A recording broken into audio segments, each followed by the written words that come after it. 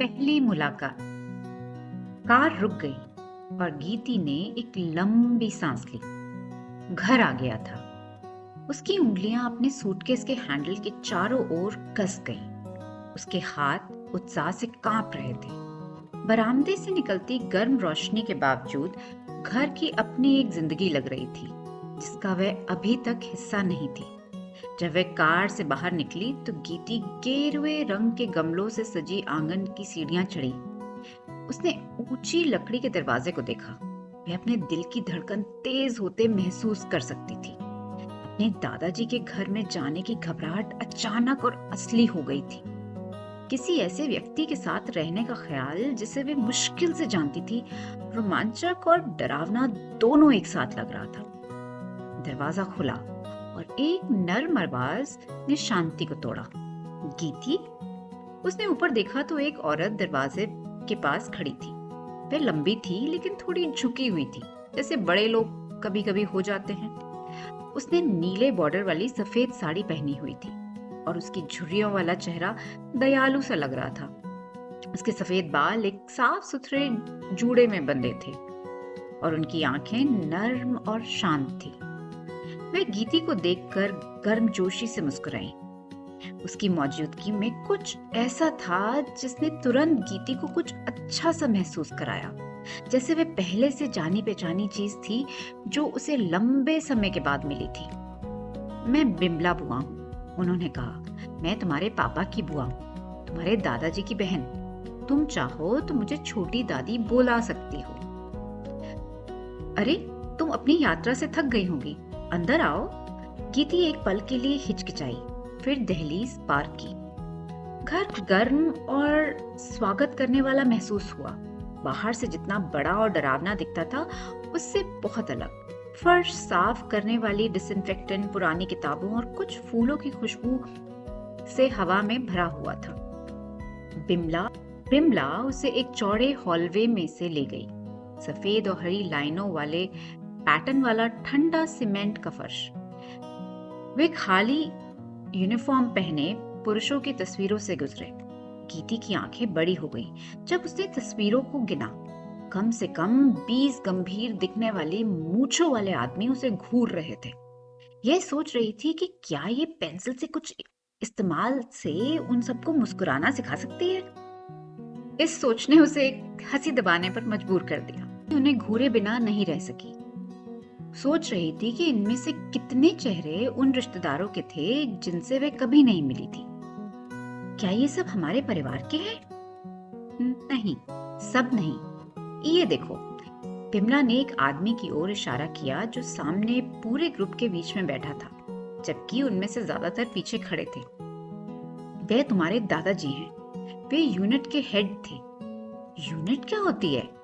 Military unit सैनिकों की एक ग्रुप होता है जिसका एक खास काम होता है। जैसे स्कूल में तुम्हारे छात्रों का एक ग्रुप होता है और क्लास टीचर क्लास का ध्यान रखती है, बस वैसे ही तुम्हारे दादाजी इस क्लास के हेड थे। वे मिस डनलप की तरह हैं, हमारी क्लास टीचर। गीती ने उत्साह से बोला। मिस डनलप कैसी हैं? अच्छी हैं लेकिन बहुत सख्त, तुम्हारे दादाजी जैसी लग रही हैं। बिमला बुआ ने गीती को देखकर मुस्कुराया। क्या वे सख्त हैं? गीती ने पूछा। उसकी आवाज बहुत धीमी सी थी। तुम्हें पता चल जाएगा, चिंता मत करो। तुम ऊपर वाले कमरे में रहोगी, बिमला ने कहा जब वे गोल सीढ़ियां चढ़ रहे थे। उसकी आवाज गीती के विचारों की लड़ियों को तोड़ रही थी। ये तुम्हारा कमरा है। गीती की नजर तुरंत बालकनी पर गई। अगर उसे बागीचे में जाना हो तो नीचे उतरने के लिए परफेक्ट था। 4 खंभों वाले बिस्तर एक किले की तरह लग रहे थे जो बनने का इंतजार कर रहे हो। ये पहले से ही कल्पना कर सकती थी कि खंभों से कंबल लटकाकर एक गुप्त छुपने की जगह कैसे बनाई जाए। स्टडी टेबल खिड़की के बिल्कुल पास रखी थी, अपनी अगली एडवेंचर की योजना बनाते हुए नजर रखने के लिए बिल्कुल आदर्श। यहाँ शांत है। तुम्हारे दादाजी की स्टडी बस हॉल के नीचे है, लेकिन वे दिन में परेशान होना पसंद नहीं करते। हम सब डिनर टेबल पर मिलेंगे। मेरा कमरा तुम्हारे कमरे के बगल में ही है। गीती ने सिर हिलाया। बिमला का शांत सीधा तरीका गीति को एक ऐसी दुनिया में नियंत्रण का एहसास दे रहा था जो उसे पूरी तरह से अजनबी सी लग रही थी। तुम आज रात डिनर पर अपने दादाजी से मिलोगी, बिमला ने जोड़ा। उसकी आवाज में एक आत्मिकता का स्वर था जो स्पष्ट कर रहा था कि उसकी मुलाकात उसके दादाजी से उनकी शर्तों पर होगी। वे एक रूटीन वाले आदमी हैं। गीति ने सिर हिलाया, अपने दादाजी को समझने की कोशिश करते हुए। वे गर्मजोशी या आसान बातचीत वाले आदमी नहीं लग रहे थे। तो वे हॉस्टल वार्डन से बहुत अलग नहीं थे, उसने खुद से सोचा। वही हॉस्टल वार्डन जिसकी माला की डिब्बी में उसने एक छोटी छिपकली छुपाई थी, बस रात में उनकी चीख सुनने के लिए। वह सोच रही थी कि यह डिनर क्या लेकर आने वाला था। थोड़ा आराम करो और नहा लो, बिमला ने कहा, जाने से पहले उसे एक नर्म मुस्कान देते हुए। अगर तुम्हें कुछ चाहिए तो बस मुझे बुला लेना। मैं आपको छोटी दादी कहकर बुलाऊंगी, गीति ने घोषणा की। जरूर, जैसे तुम्हारी मर्जी, बिमला मुस्कुराई, बच्ची के गालों को थपथपाते हुए। जैसे ही दरवाजा धीरे से उसके पीछे बंद हुआ, गीति एक पल के लिए वहीं खड़ी रही, कमरे को देखती हुई। उसका सूटकेस बिस्तर के बगल में फर्श पर रखा था। वह खिड़की के पास गई, नीचे साफ सुथरे बागीचे को देखती हुई। उसने 2 पुराने आम के पेड़, एक अमरूद का पेड़ और 5 ऊंचे नीलगिरी के पेड़ देखे जो संपत्ति के चारों ओर लगे थे। घर के बारे में कुछ पुराना और ऐसा लग रहा था जो वह कॉन्वेंट से अपने साथ नहीं लाई थी। उसके विचार हॉल के नीचे से कहीं से आती हुई घड़ी की हल्की सी आवाज से टूट गए। डिनर का समय आ गया था। गीति गलियारे से नीचे गई। जब वह बड़े डाइनिंग रूम में पहुंची तो वह दहलीज पर रुक गई। कमरा मध्यम रोशनी में था। इसकी लंबी चमकदार मेज के बीच में एक मोमबत्ती टिमटिमा रही थी। चांदी के बर्तन बेदाग थे, हर टुकड़ा परफेक्शन तक पॉलिश किया हुआ था। प्लेट सावधानी से रखी गई थी। मेज के सिरे पर उसके दादाजी बैठे थे। उनकी पीठ सीधी और उनका चेहरा ऐसा था जिससे कुछ भी पता लगाना मुश्किल था। उनकी जैकेट उनकी कुर्सी के पीछे साफ सुथरे तरीके से मुड़ी हुई थी, बिल्कुल उस व्यक्ति की तरह जिसने जीवन भर अनुशासन में बिताया था। आह गीति, उन्होंने कहा, मुझे उम्मीद है तुम सेटल हो गई हो। क्या तुम नहाई? उन्होंने काफी आराम से पूछा। नहीं सर। उनके व्यवहार में कुछ ऐसा था जिसने उसे शुरुआत में ही दादाजी कहने से हिचकिचाने पर मजबूर कर दिया। कर्नल राठौर लंबे थे, घने सफेद बाल और एक मूंछ जो रूलर के किनारे की तरह ट्रिम हुई लग रही थी। कोई भी आसानी से बता सकता था कि उन्होंने मिलिट्री में सारा जीवन बिताया था। बिमला, बिमला, क्या तुमने उसे नहाने के नियम के बारे में नहीं बताया?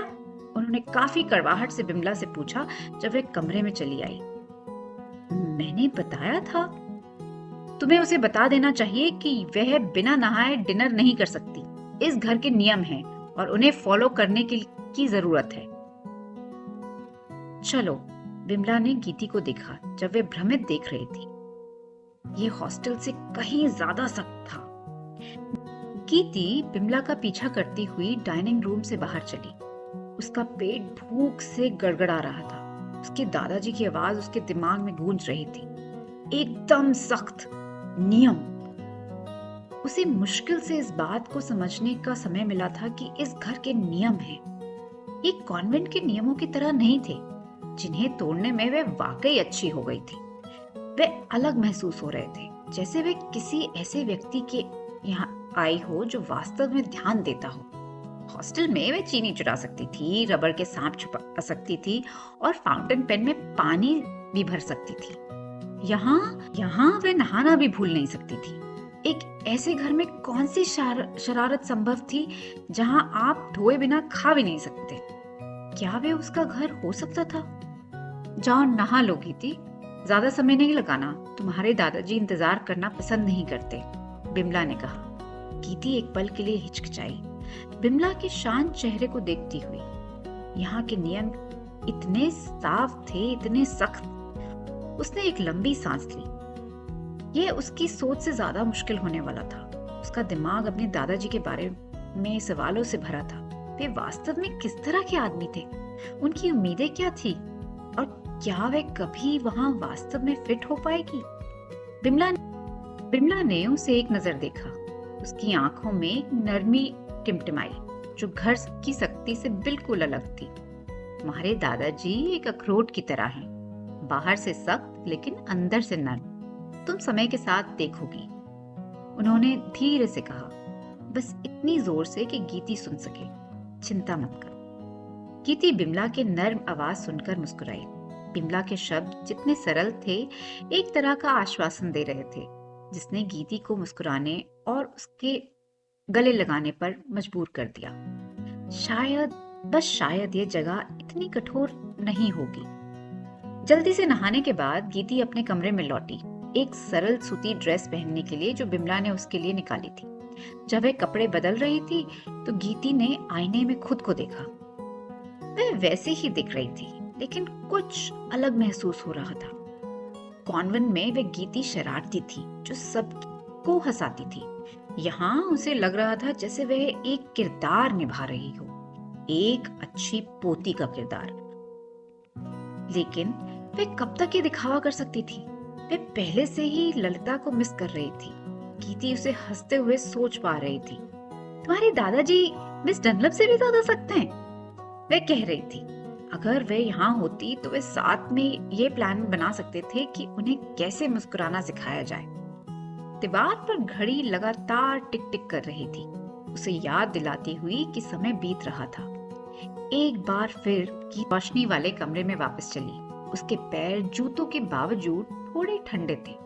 डिनर टेबल अब और ज्यादा बड़ी लग रही थी। उसके दादाजी अभी भी मेज के सिरे पर बैठे थे। बिमला गीती के पीछे आई और धीरे से उसे मेज पर एक सीट पर ले गई। जब वे खाने के लिए बैठी तो मेज पर तनाव गाढ़ा था। गीती ने मुश्किल से अपना खाना छुआ। अपने दादाजी की हर नजर का बार बार महसूस कर रही थी। उनके बीच की चुप्पी बढ़ती गई। सिर्फ प्लेट और कटोरी की शांत खनक से टूट रही थी वो चुप्पी। बिमला ने बात की, चुप्पी को पिघलाते हुए। उसकी आवाज अब नर्म थी। मुझे बताओ गीती, उसने मुस्कुराते हुए कहा, तुम्हारी यात्रा कैसी रही? क्या सड़कें भीड़ भरी थीं? गीती बिमला को देखकर मुस्कुराई। उसकी आंखें अपने दादाजी को एक झलक पाने के लिए भटकी, गर्मजोशी की किसी संकेत की उम्मीद में, लेकिन वे अभी भी खाने में लगे थे। ठीक थी, गीती धीरे से बोली। उसकी उंगलियां अपने नैपकिन के किनारे को खोल रही थी। थोड़ी लंबी, लेकिन मैं अब यहाँ हूँ। उसके दादाजी ने आखिरकार ऊपर देखा। उनकी तेज आंखें उसकी आंखों से मिली। अच्छा है, उन्होंने बस इतना ही कहा। गीती ने सिर हिलाया। उनकी आवाज में गर्मजोशी नहीं थी, लेकिन क्रूरता भी नहीं थी। एक आदेश सा था, फिट होने का आदेश। स्टार्ट किए हुए सफेद नैपकिन से अपने चेहरे के किनारे पोंछते हुए उसके दादाजी डिनर टेबल से चले गए। चिंता मत करो, तुम्हारे दादाजी सख्त नियमों वाले आदमी हो सकते हैं, लेकिन वे अपने तरीके से परवाह करते हैं। अगर तुम्हें कुछ चाहिए तो तुम्हारी छोटी दादी हमेशा यहाँ हैं, याद रखना। गीती ने सिर हिलाया, बिमला को देखकर मुस्कुराते हुए। शायद उसकी शरारतों के दिन अब खत्म हो गए थे। उसे अपना समय बिताने के लिए नया तरीके के बारे में सोचना होगा। ललिता अभी क्या कर रही होगी? शायद अपने परिवार के साथ हंस रही होगी, शायद देर रात तक जागकर कहानियां सुन रही होगी, निश्चित रूप से नहाने के शेड्यूल की चिंता नहीं कर रही होगी। गीती ने एक लंबी सांस ली, फिर खुद को संभाला। यह अभी भी एक एडवेंचर था, है ना? बस एक अलग तरह का एडवेंचर। कल वे इस घर के हर कोने को खोजेगी, अपने दादाजी के स्केड्यूल का पता लगाएगी, सबसे अच्छी छुपने की जगहों का नक्शा बनाएगी और शायद, बस शायद, उन्हें हंसाने का एक तरीका ढूंढेगी। आखिरकार छोटी दादी ने कहा था कि वे अंदर से नर्म हैं, अखरोट की तरह, और अगर एक चीज थी जिसमें गीती अच्छी थी तो वह थी सख्त होलों को तोड़ना। वह खुद से मुस्कुराई। पुरानी गीती अभी भी वही थी, बस सही पल का इंतजार कर रही थी, बाहर आने और खेलने के लिए।